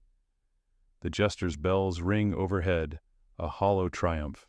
You rise, legs stiff from crouching, and offer the couple a nod of respect. Eleanor catches your eye, her lips quirked into a fragile smile. It steadies you. You dip your head and step away, leaving the rabble-rousing behind. The laughter follows you like a shadow, but you carry a spark of defiance. As you cross back to the barn threshold, the jester's final cackle fades into the night's hush. You pause, hand on the doorframe, and vow silently, no matter how many jokes they toss, the true resilience lies in surviving their mockery. You step inside the MR at the door, echoes behind you, a reminder that sometimes the sharpest steel is forged in the heat of humiliation. You're still catching your breath from the jester's final barb when the farmhand pushes a fresh round of mugs toward you, each rim smeared with yesterday's ale and today's grime. It's time for the celebratory toasts, forced declarations of loyalty that taste like breadcrumbs of irony. You cradle the chipped ceramic cup, yes, the same one from Section 4, and steel yourself for another round of medieval etiquette gone wrong. A guard raises his mug first, his gauntleted hand trembling not from emotion, but from the weight of responsibility. He bellows to Lord Radcliffe's generosity, and every guest from burly overseer to scrawny child must echo the phrase in unison. A mainstream historical fact, in many feudal court serfs were compelled to publicly toast their lords at weddings or risk fines, and sometimes the stocks for perceived insolence. You mutter under your breath, generosity. He spared us only the gallows. The irony hangs in the air thicker than the smell of stale ale. As you repeat the toast, your mug clinks against the traitors, and a choir of hollow echoes reverberates off the stone walls. You watch ale droplets slosh onto the muddy floor, forming tiny, murky puddles that you swear will spawn their own ecosystems overnight. A fringe tidbit whispers through your mind. Some peasants believed that if you clinked mugs hard enough, you'd trap evil spirits between the vessels, an early exorcism ritual of sorts. You give it a hearty, if sarcastic clang, imagining you've exorcised half a dozen curses. Historians still argue whether these toasts served any genuine social bonding purpose, or were purely coercive displays of power. Tonight it feels like the latter. You force a grin, pitch your voice higher than usual for comedic effect and cheer. To unbreakable bonds. You nearly choke on the words, because the only unbreakable thing here is the master's grip on your life. The bride and groom stand before you, each holding a beaten pewter goblet that looks far too regal for this setting. They lift their cups in a trembling salute, and the crowd roars its approval, this roar sounding more like the baying of wolves than human celebration. You count 3 mugs clinking in your vicinity before you lose track, blinded by the flickering torchlight and flickering doubts about your own sanity. You lean to the farmhand beside you and whisper, "If I hear 'to everlasting joy' one more time, I'm starting a riot." He snorts quietly, then lifts his mug higher, snatching an extra chirp of joy before the guard can hush him. You share a smothered laugh. Misery loves company after all. Suddenly, the official strides forward, brandishing a tattered scroll that lists the merchant fines extorted for this event. He reads each entry aloud in a booming voice, names of serfs, amounts paid, and forfeited crops. Every stitch of Eleanor's gown, once a humble shift, has been paid for in fines, and every thread of Willem's tunic came at the cost of next year's grain. You swallow hard, recalling how the official's parchment was tucked inside that wooden tube in Section 6. Now it's an instrument of financial torture. A fringe rumor drifts through the crowd. Some lords collected merchant only to fund lavish feasts for themselves, using slave weddings as cash cows. You imagine Lord Radcliffe dining on venison in his great hall, the very venison you'll never taste, while you're left with rancid stew and rancid courtesy. You scoff softly to fiscal responsibility and clink your cup so hard that a chip falls off an impromptu souvenir. Another mainstream fact, the word merchant derives from the Latin merx, meaning merchandise apt, given that serfs were treated as cargo in these transactions. You savor this linguistic tidbit and raise your mug in a silent toast to etymology before the guard glares, and you must articulate out loud. To our dear merchandise, you nearly laugh out loud at the absurdity, imagining yourself on a modern shopping network. Today's deal, 1 human, only 2 silver pennies. As you sip the sour liquid, you detect a hint of honey, an afterthought, added by well-meaning cooks trying to mask the rancor. You remember the heather blossoms they mixed into the ale back in Section 4. Perhaps honey is the 14th century version of a flavored syrup.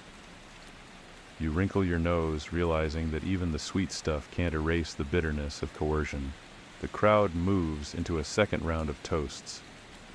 To unity under the crown, they shout, voices rising together like a tidal wave of false affection. You feel the vibrations under your boots and quip in a stage whisper to the traitor. Unity, more like unity of suffering. He gives you a conspiratorial grin before the guard notices and barks. Silence you oblige, murmuring your toast like an apology. Between rounds, you notice the bride's goblet tremble, a splatter of ale dancing over the rim. Eleanor's eyes flick toward the couple's iron ring, the same one you saw in Section 7, glinting on her finger. It's a stark reminder that their bond is sealed by steel, not sentiment. You sip your ale, feeling the cold metal echo on your tongue. Just then a small girl steps forward, clutching a chipped bowl of meager barley porridge. She raises it timidly and utters in a quivering voice, to future feasts. The crowd falls silent for a heartbeat before erupting into applause at her innocence. You're struck by the moment amidst forced rituals. A child's hope shines brighter than any torch. You lift your mug in tribute, echoing to hopeful futures.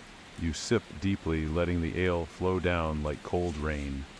You imagine that one day these forced toasts will be nothing but legend stories told around hearths to illustrate cruelty's absurdity. For now you're stuck in their echo chamber, each cheer like a clap of chains. As the final toast echoes, to the master's generosity, unity, and hope, you finish your ale and place the empty mug on the ground. Flies immediately swarm it, eager for their share. You step back, wiping droplets from your tunic, and take a deep breath of the cool night air. The forced celebration is over, but its aftertaste lingers like a specter. You glance at the newlyweds. Willem's shoulders slump. Eleanor's gaze drifts upward, perhaps searching for a star to grant them refuge. You offer them a respectful nod, then turn toward the barn. With each step you shed the weight of toast past, yet carry the memory of every clang, every cheer, every forced word. You emerge from the chill courtyard, back into the barn's dim glow, where your eyes are immediately drawn to the pile of hand-me-down garments stacked on a rickety bench. These faded scraps represent the finery assigned to the newlyweds, plus your own tunic pinked at the hem and patched so many times it could be mistaken for a medieval patchwork quilt. You reach out and brush your fingers over the coarse wool, feeling every snag and seam, and realize this tunic is less clothing and more a tapestry of servitude. A mainstream historical fact, sumptuary laws in medieval Europe rigidly regulated what each social class could wear, ensuring that serfs and slaves never donned fabrics or colors reserved for nobility. Your tunic's dull brown hue is a deliberate reminder of your place in the hierarchy, a sartorial scarlet letter. You slip it on the fabric, rasping against your skin, like sandpaper notes in a lullaby. It fits loosely in some places and sags in others, as if mourning the shape it once had. You crack a sleepy joke who needs Spanx when you have centuries of stained stitch support. You smooth the front, revealing a faded emblem embroidered near the collar. 2 interlocking iron rings, the same cold symbol you last saw in Section 7. It's the master's stamp of ownership, proudly proclaiming that your body, like your vows, is property. You tug at a loose thread and watch it unravel, a reminder that every stitch here is as tenuous as your own freedoms. Fringe tidbit: in some villages, overseers believed that removing just one thread from the master's emblem could ward off future fines, a superstitious rebellion sewn into the fabric. You can almost hear the whisper of scissors in the night. You glance down at your wrists, half hidden by sleeves, patched with burlap and ragged linen. The cuffs are so frayed that ashes and stray straw from Section 5 cling to them, inviting a second round of goose-dropping humiliation. You flex your fingers, wincing as the rough fibers nick your skin. You joke to yourself, at least this tunic provides built-in exfoliation, and immediately regret the pun when you feel a cough coming on. Across the barn, Eleanor and Willem slip into their respective garments. Her shift is a moth-eaten relic, once white, but now a brittle canvas for puddles of mead and rouge-stained tears. His jerkin is a collage of hideously mismatched patches, likely remnants from the trader's cloak in Section 6. You catch a flicker of humor in your mind, fashion forward if your runway is a manure heap. You bite back the laugh. Some things aren't worth the echo in a barn. Historians still argue whether serf clothing was primarily homemade or distributed by the manor's steward. But here, the answer seems clear. Neither option prioritized comfort. Every seam speaks of utility over design, function over flair. You tug at Eleanor's gown, noticing a hidden tear at the waist, and instinctively reach for a scrap of linen to mend it. Old habits from Section 2, when you strained porridge. She accepts your help with a quiet nod, her eyes reflecting the torchlight like flickers of resilience. You busy your fingers stitching with a borrowed needle and waxed thread, feeling the familiar scratch of bark-pressed wax against your palm.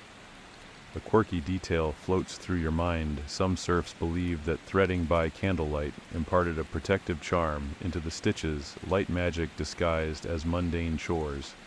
You hum softly, as if lullabying the tunic into submission, and can almost hear the crackle of the candle, a soft ASMR you welcome after the cacophony of chatter and flies in Section 10. As you work, you notice the barn's rafters creak under the wind, sending a momentary shower of dust motes drifting in the torchlight like tiny fairies you definitely didn't invite to your sewing circle. You brush them away and pause, savoring the stillness. The gruel-scented air from Section 9 has cleared, replaced by the earthy musk of wool and leather. You inhale deeply, nose grazing the patchwork, and joke. This smells like pre-loved authenticity, just without the Instagram filter. Willem's jerkin shifts as he shrugs into it, the patches shifting like tectonic plates. You admire the resourcefulness. This tunic is a Frankenstein's monster of fabrics, but you wonder how many previous owners have worn each scrap. Fringe rumor suggests that some manors recycled garments, So often they became a sort of communal uniform, worn and worn, until they literally disintegrated on the backs of new serfs. You run a finger over a patch that feels threadbare enough to reveal skin beneath, imagining the legacy of friction and sweat embedded there. You finish mending the tear in Eleanor's gown and step back. The restored seam holds firm, though you suspect it will fray again by dawn. She gives you a grateful smile, a rare currency in these parts, and you nod, feeling a small spark of pride. You adjust the gown's hem so it doesn't trip her over the muddy boards, then brush a stray lock of hair from her forehead. You catch a faint whiff of lavender, a pressed flower, maybe stuffed into her dress during happier times. It's a reminder that beauty can persist in the bleakest settings like a wildflower in a crack of stone. You turn your attention to your own tunic once more, noticing a large patch at the shoulder that reads like an ancient scroll of stains and repairs. Sorghum wine spills blood from last season's cattle roundup, and a smear of candle wax from a midnight emergency duct tape situation. You press your palm to the fabric, feeling each irregular bump and groove. A mainstream historical fact, medieval peasants often repurposed every scrap of leather and cloth, valuing durability above all resource management by necessity, not environmentalism. You sigh, thinking that your own wardrobe is a testament to sustainable fashion before it was trendy. You slip a finger under the patch and pull gently. This time, a small tear widens, revealing the coarse weave beneath. You reach into your pocket for thread, only to remember you lent your last spindle to the farmhand in Section 12 for his merchant calculations. You roll your eyes, there's always some new chore or favor to perform. You quip, next time I'm charging interest, and mentally brace for the glossary of scraps you'll need to borrow. A sudden gust rattles the barn door, stirring a swirl of hay and igniting a brief shower of embers from the torch sconce. You snap upright and tuck the patch down, feeling the breeze lift stray fibers from your sleeves. You shiver even though you patched Eleanor's gown for warmth. You slip an extra scrap of wool under your tunic's collar, creating a makeshift scarf. Call it medieval accessory, or call it desperation. You murmur, who needs couture, and settle the added layer, feeling marginally more insulated against the night's chill. Eleanor steps forward, offering you a small flask of diluted mead, an apology for begging you to stitch her gown. You accept it, uncorking the wooden top and inhaling the sweet, vinegary scent. You sip carefully, letting the honeyed edge wash over your tongue, much better than that rancid brew from Section 4. You hand the flask back, applauding her thoughtful gesture. She shrugs shyly, and for a moment you both share a rare connection, unmediated by chores or symbols of ownership. Willem approaches, tugging at a loose thread on your shoulder. He tugs it off, revealing the rough skin underneath, then looks up with a sheepish grin. You joke, "Congrats, you just liberated a fiber," and he chuckles softly, a sound so gentle it feels like a smuggled lullaby in this barn of woes. You realize that these shared moments, mending gowns, swapping mead, are the true stitches holding people together far stronger than any iron ring. As the barn settles back into its routine, the distant drip of water, the rustle of robes, the groan of tired half-moons, you adjust your patched tunic one last time. You feel the weight of every repair, every emblem, and every whisper of rebellion stitched into the fabric. You realize that, like your tunic, you're a patchwork of experiences, scarred by hardship, mended by small kindnesses, and embroidered with defiant hope. You offer one final nod to Eleanor and Willem, both adorned in their hand-me-down finery, and step back. The barn's torchlight flickers, revealing the layered textures of loaded fabrics and layered lives. You quip softly to yourself, meet the new haute couture, barn chic revival, and allow a genuine smile to flicker across your face. You hear a sudden clang of iron boots against the barn's wooden threshold, the unmistakable signal that the feast's finale has arrived. In one swift motion, the guards roar orders, their voices booming like distant cannon fire. You're elbowed forward as though you're a wayward goose herded to the slaughter, and you stumble over stray benches and broken bowls, each step echoing with the crackle of smashed wood and clay. The remaining scraps of grisly feast, chunks of awful, crusty bread, last drips of rancid ale, are swept from the tables with brooms so stiff you swear they've seen 100 cleaning bouts. A mainstream historical fact in many medieval households, servants were tasked with clearing banquet debris immediately to prevent vermin and disease, often feeding the refuse to pigs penned nearby. You watch as a frenzied farmhand flings scraps into a metal trough where 2 snorting hogs dive in, like drunken revelers at a tavern. You pause, heart-hammering, as a guard's gauntleted hand nudges you toward the exit. You cast a final glance at the long tables. Shards of pottery glint like fractured moons, spoons snapped in half, and puddles of congealed stew where someone took too long to scrape their bowl. The scene resembles a battlefield more than a celebration's aftermath, a macabre still life of power and pity. You recall the cracked cauldron from Section 3, now upended and empty, its belly turned skyward like a metal maw, begging for more. A fringed tidbit drifts through your mind. In some villages, leftover wedding scraps were believed to carry the couple's good fortune, so neighbors would jockey for position to snag a morsel, an odd superstition that blurred the line between charity and scavenging. You see one peasant crouch at the barn's edge, scooping a bit of spilled porridge from the mud with a chipped spoon. He flicks a cautious glance at the guards, caught between desperation and fear. Historians still debate whether this post-feast scramble was an act of communal sharing or survival-induced looting. The incident tonight feels like both. You wrinkle your nose as the peasant licks the spoon, then scuttles away under the guard's watchful eye. The guard scoffs but says nothing. Pity perhaps is forbidden. You are marched past the tangled remnants of the burlap canopy, Section 5. Now puddled and torn, its purpose fulfilled. Straw from bedding, once a dubious decoration, littered the floor, and wrecked benches alike. You look down at your tunic, patched in Section 13, now streaked with mud ale and the faintest hint of embers from torches that sputtered out during the ruckus. You realize that tonight's grand finale is as messy as the feast itself, a chaotic coda to a ceremony meant to display order and authority. A guard jabs you forward with the butt of his spear, directing you toward the barn door. You stumble over a shattered wooden dish, engraved with the master's crest, a ringed iron emblem you recognize from Sections 6 and 7. The shards cut into the soft leather of your boots, but you barely notice. Your focus is on escaping this arena of indignity. As you pass the threshold, the sharp night air slices against your cheeks. Above you, a lantern flickers on a swaying post, illuminating a cluster of smashed bowls and knives abandoned in haste. The air smells of wet straw, manure, and finality. You take a deep breath, filling your lungs with freedom's tentative promise.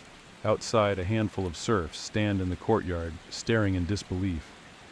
Their eyes linger on the wreckage as though the remnants of plates and benches hold the echoes of laughter and sorrow. A mainstream historical fact, after major feasts, manorial courts often held a clearance event where serfs were officially discharged from their obligations until the next festivity, a ritual that reinforced hierarchical cycles. Tonight's clearance feels more like an expulsion. You move through the stunned crowd, each footstep stirring motes of dust and straw. A stray goat bleats at your heels, surviving the chaos unscathed, as though mocking the human spectacle of ceremony and spoils. You absent-mindedly reach out to scratch its head, an act of comfort you use back in Section 5, but it darts away, licking its lips as if savoring the ghostly flavors of the feast. Beside you, a traitor shakes his head, sweeping a hand across his brow. They're ruthless, he rasps, voice hoarse from ale and jeers.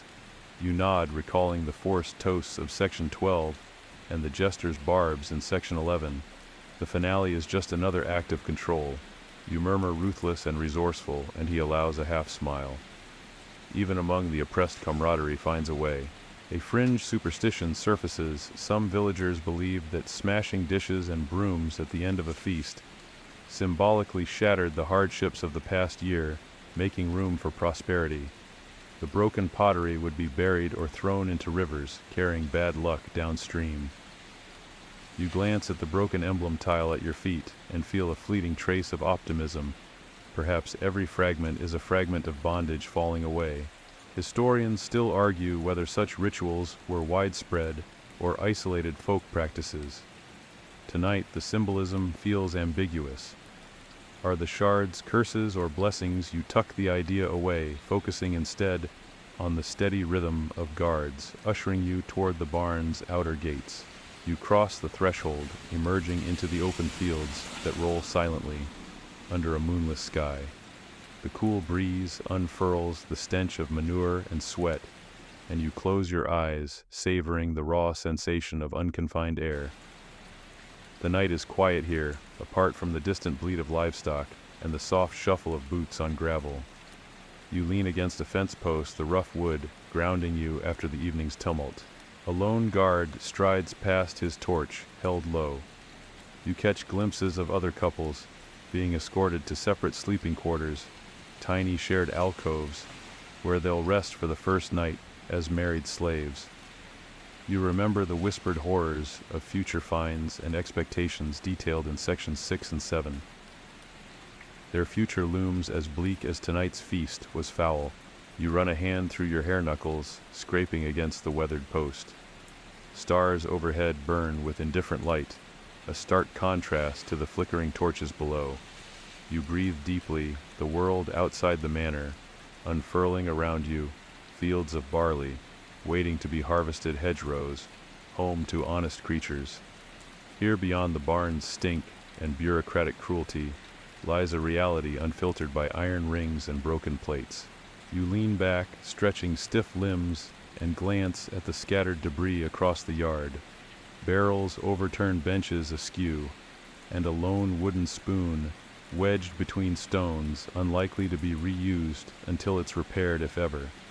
It's a testament to the feast's violence, a final mark of subjugation and survival. You spot a weather vane, high on the manor's roof, turning lazily in the breeze, its silent creak a lullaby you didn't know you needed. A trader beside you murmurs, "Tomorrow they'll sweep all this away as if nothing happened." You sigh, nodding. The cycle will repeat: toil, transaction, spectacle, and cleanup. And you, like these dishes, will be repurposed for the next display. You offer a brief prayer to the stars, if such prayers reach any ears, asking for one small mercy: let the next feast be a memory faster than this one. Then you step away from the fence, brushing straw from your tunic, section 13, and begin the walk back to your humble quarters. Every step carries the weight of shattered pottery and stolen autonomy. Behind you, the manor's silhouette recedes, its windows darkened, save for a single candle flickering in the master's chamber, a stark reminder that power sleeps, while the powerless do not. You pause, glancing back, and murmur, "May your sleep be uneasy before turning for good." As you trudge through the field, the final echoes of tonight's feast fade into the night. The last clink of smashed dishes, the distant guard's bark, the rasp of straw underfoot. You realize that in the grand tapestry of servitude, this finale, like every chapter before, has been woven with threads of endurance, indignity, and the faintest glow of shared humanity. You step into the moonlit path home, every footfall a beat in your personal requiem for the night's ordeal. And though the barn doors slam shut behind you with a hollow thud, you carry with you the lessons of scraps and smashed plates, that even in destruction there are stories worth telling, and that survival is the truest feast of all. You slip into your cramped quarters, the single earthen floor, barely covered by a threadbare straw mattress that murmurs beneath your weight. Every breath you draw is laced with the memory of sweat-sour ale, and spent hope that clung to every corner of the feast. You pull a tattered blanket up to your chin, its coarse wool rasping your skin, a reminder that for serfs like you, true comfort was as rare as silver coins. A mainstream historical fact, medieval serfs often slept on hastily strewn straw pallets, sharing communal quarters with dozens of others to conserve heat and ration scarce bedding. Your body aches in places you didn't know could ache: the shoulder that bore the weight of chipped bowls in section 3, the knees that needed crusty porridge in section 2, and the back that hunched under the forced toasts in section 12. You close your eyes, but the darkness is illuminated by the flicker of memory. The jester's mocking grin, the iron ring's cold bite in section 7, and the final stomp of boots in section 14.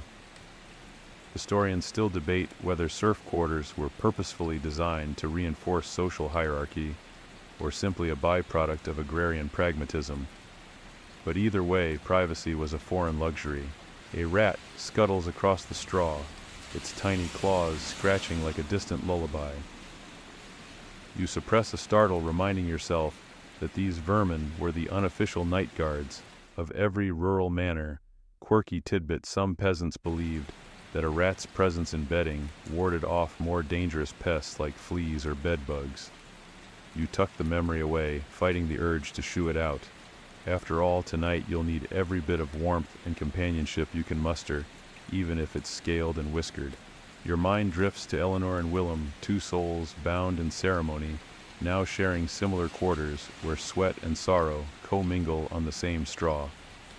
You wonder if they too lie awake, replaying the courtyard's muddy chorus or the chants of forced loyalty.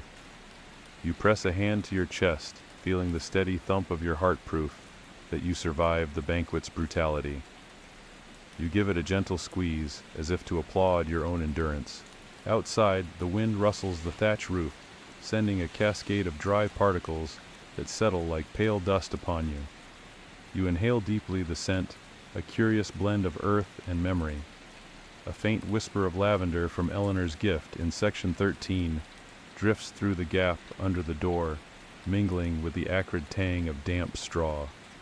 You smile at the contrast, two scents that could not be more different, yet they share this small space, just as human resilience and human indignity share your story. You shift on the pallet, every movement accompanied by the soft crunch of straw. Your shoulders loosen and you release a breath you didn't realize you'd been holding. In the far corner, a candle sputters its wick, sputtering like a stuttered heartbeat. You lean closer, watching the flame lean into the draft as though hesitant to stay alive. Fringe historians argue whether candle quality for serfs was so poor that many preferred darkness, but tonight you welcome its wavering glow. Your thoughts wander back to that final walk through the courtyard, where shards of broken plates lay like forgotten memories, sharp edges softened by moonlight. You trace a mental map of every cracked emblem tile you stepped over, every tattered burlap banner you passed by. These fragments, like your own frayed spirit, attest to both destruction and survival. A soft chuckle escapes your lips. If I ever see a broken dish again, I'll think twice. A chill seeps in as the candle guttering stutters, prompting you to draw your blanket tighter around your shoulders. You sigh, marveling at how the simple act of wrapping yourself in this ragged fabric can feel like an embrace from a long-lost friend. You press your cheek against the scratchy wool and close your eyes, letting the mattress conform to the weight of your limbs. Memories of the feast swirl in your mind, the lurch of mud underfoot, the rancid stew's flavor echoing in your mouth, the buzz of flies in section 10. Yet you also recall fleeting moments of camaraderie, the farmhand's whispered jokes in section 9, the child's innocent toast in section 12, and the tight-knit defiance in section 11. These threads of connection weave through the tapestry of indignity, reminding you that even in the darkest nights, warmth can be found in shared glances and whispered puns. Your eyelids grow heavy as the candle's flame shrinks to a fragile pinprick of light.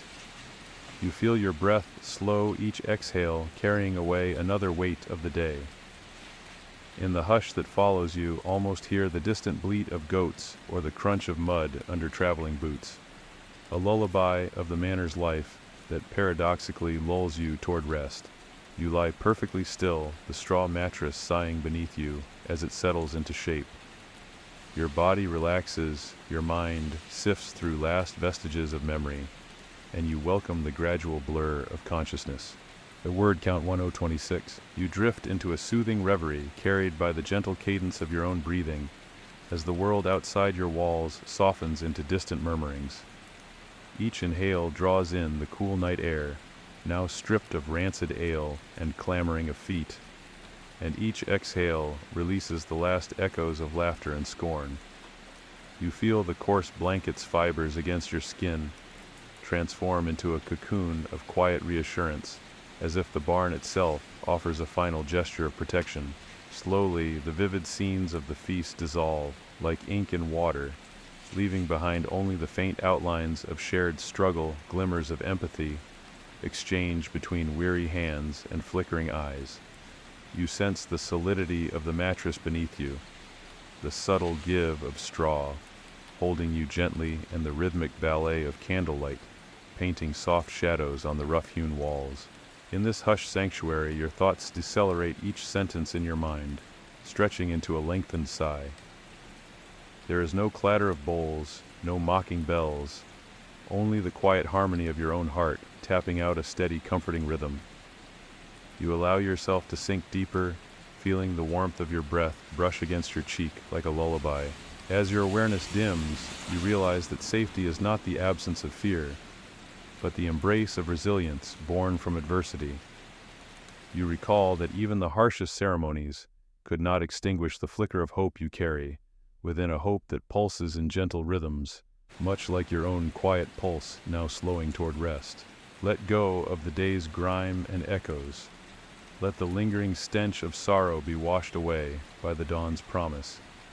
Here, in the soft hush of night, you are held by the very stillness that once felt so alien. Now feel the comforting weight of the blanket as it tucks you in, and listen to the faint creak of the wooden beam above, like a tender whisper of reassurance. As the candle gutters its final breath and darkness enfolds the room, surrender to the embrace of sleep. End of script. Sweet dreams.